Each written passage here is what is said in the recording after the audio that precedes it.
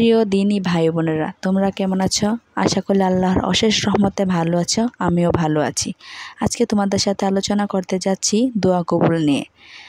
আল্লাহ তাআলা কখনো কখনো দোয়ার ফলাফল প্রার্থনার সঙ্গে সঙ্গে দিয়ে দেন, অতএব দোয়া কবুল হয় না এমনটা ধারণাটা ভুল। নবী করিম সাল্লাল্লাহু আলাইহি ওয়াসাল্লাম ইরশাদ করেছেন, যদি কোনো মুসলমান বান্দা আল্লাহ তাআলার কাছে কোনো জিনিস চায়, তাহলে আল্লাহ তাআলা সেই বান্দাকে খালি হাতে ফেরায় না।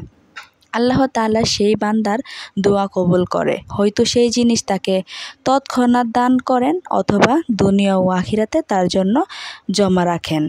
দোয়া কবুলের বিশেষ বিশেষ কিছু সময় আছে। তাহাজ্জুদের সময় আবু হুমায়রা রাদিয়াল্লাহু তাআলা থেকে বর্ণিত, নবী করিম সাল্লাল্লাহু আলাইহি ওয়াসাল্লাম ইরশাদ করেছেন, প্রত্যেক রাতের শেষে তৃতীয়াংশে বাকি থাকতে আমাদের রব আমাদের নিকটতম আসমানে অবতরণ করে ঘোষণা করতে থাকেন, কে আছে আমার কাছে দোয়া করবে, আমি তার দোয়া কবুল করব। আমার কাছে কে প্রার্থনা করবে, আমি তার দান করব।